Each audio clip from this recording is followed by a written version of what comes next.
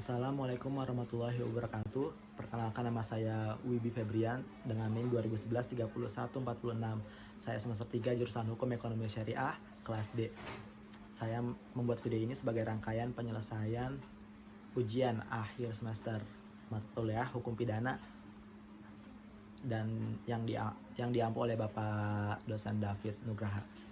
Di sini saya akan menjawab 5 pertanyaan dari 8 soal yang telah Bapak berikan. Saya akan menjawab soal yang pertama, yaitu nomor 2, yaitu soalnya kemukakan 3 prinsip dasar asas legalitas. Nah, asas legalitas ini mempunyai 3 prinsip dasar, yaitu yang pertama nulla poena sine lege, yaitu tidak ada pidana tanpa undang-undang. Yang kedua ada nulla poena sine crimine, yaitu tidak ada pidana tanpa perbuatan. Yang ketiga ada nullum crimine sine poena legali, yaitu tidak ada tindak pidana tanpa undang-undang yang ada terlebih dahulu. Selanjutnya saya akan menjawab nomor 3, yaitu jelaskan masing-masing asas teritorialitas, asas personalitas, asas perlindungan, dan asas universal. Yang pertama asas teritorialitas, yaitu di mana undang-undang pidana atau peraturan pidana berlaku bagi semua subjek hukum yang ada di wilayah negara tersebut. Jadi misalkan jadi hukum pidana Indonesia itu berlaku bagi seluruh subjek hukum atau warga negara Indonesia yang ada di Indonesia. Nah, yang kedua ada asas personalitas, yaitu di mana undang-undang pidana berlaku bagi warga negara Indonesia yang melakukan tindak pidana di luar negeri.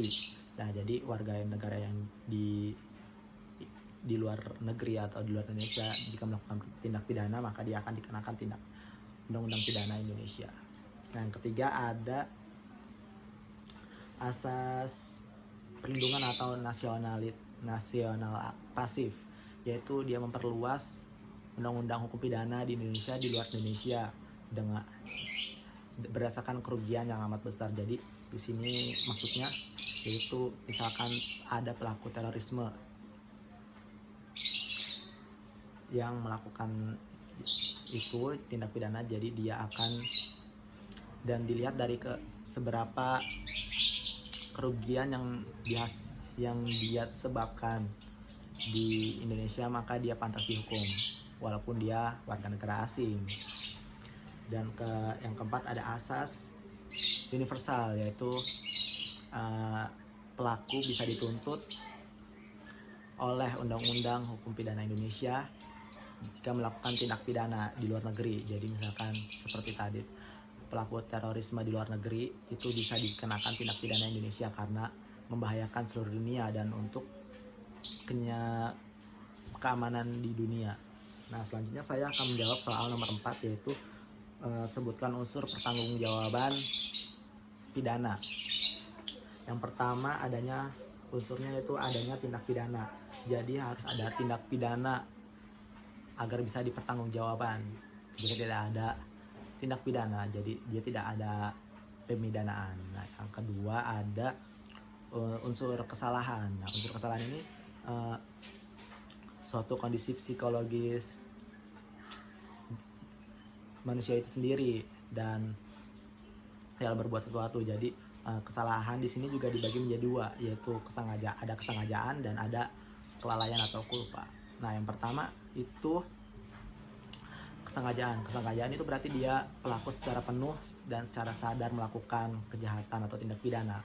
Dan kesengajaan di sini juga dibagi menjadi 3, yaitu kesengajaan sebagai maksud, yang kedua kesengajaan sebagai keharusan, yang ketiga ada kesengajaan sebagai kemungkinan. Nah, yang kedua ada kelalaian atau culpa. Kelalaian ini di sini berarti kesalahan yang dilakukan si pelaku. Dan jadi dia ada di sini juga kelalaian dibagi menjadi 2, yaitu kelalaian yang ia sadari dan kelalaian yang tidak ia sadari.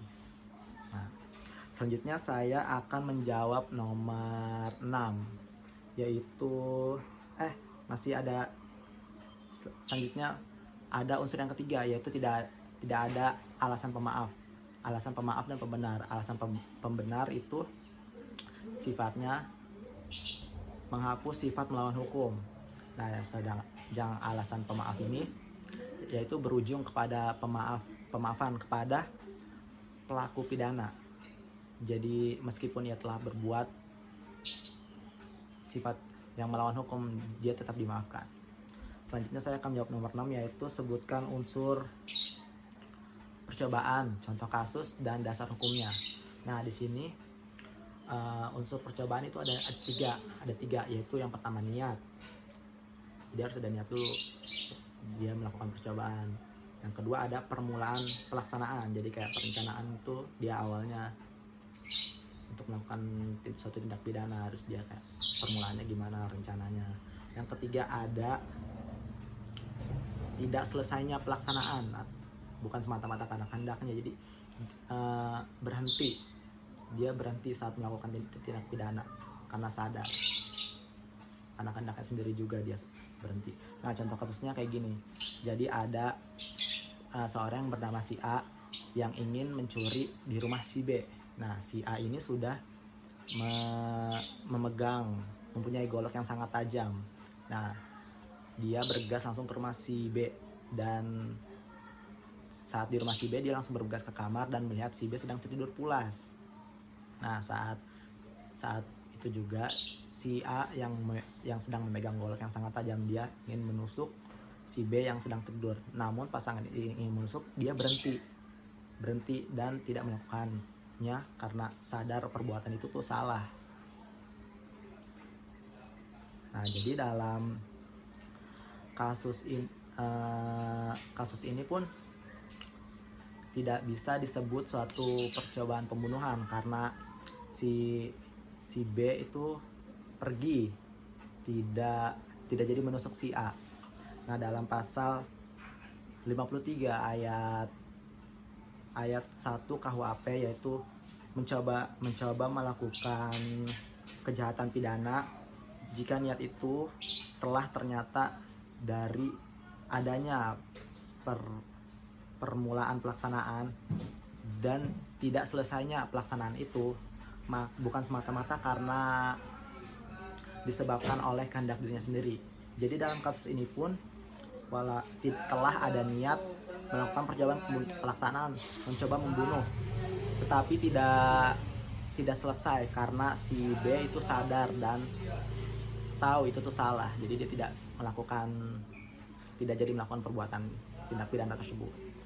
Nah, yang terakhir saya akan menjawab pertanyaan nomor 8, yaitu jelaskan perbedaan alasan pemaaf dan pembenar, contoh kasus, dan dasar hukumnya. Jadi perbedaannya di sini yaitu alasan pembenar itu menghapus sifat melawan hukum.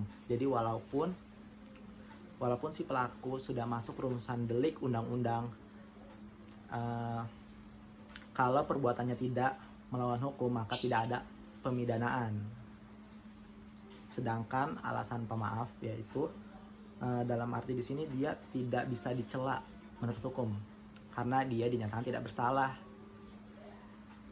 Dia tidak bersalah walaupun perbuatannya telah melanggar hukum. Nah, contoh kasusnya kayak gini. Ada seorang perempuan yang hendak diperkosa oleh orang yang tidak dikenal. Nah, si perempuan ini melawan dengan sekuat tenaga tetapi tidak berhasil. Nah, pada suatu kesempatan perempuan ini berhasil meraih benda tajam di sekitarnya, lalu dia menusukkan kepada si pemerkosa tersebut sampai si pemerkosa itu tewas atau mati. Nah, perempuan ini yang hendak diperkosa ini jiwanya sangat terguncang dan mentalnya tuh sangat terguncang juga. Jadi itu karena di situ tuh tidak ada yang menolongnya, dan itu jalan yang satu-satunya bisa ia lakukan untuk bebas dari pelecehan seksual atau kejahatan seksual itu.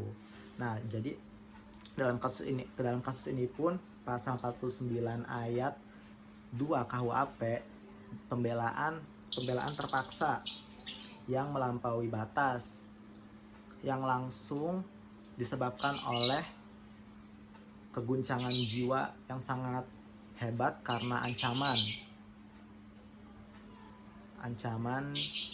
atau serangan itu tidak dipidana. Jadi walaupun si perempuan ini telah membunuh si pemerkosa itu, dia tidak bisa dipidana karena itu suatu bentuk pembelaan diri, karena di situ tidak ada yang bisa menolongnya dan tidak ada siapa-siapa juga. Nah, jadi dia tidak bisa dipidana, perempuan tersebut, walaupun telah membunuh. Nah, mungkin itu saja jawaban dari saya. Kurang lebihnya mohon maaf. Jika ada kesalahan dalam penjelasan saya, mohon dimaafkan. Sekian dari saya. Assalamualaikum warahmatullahi wabarakatuh.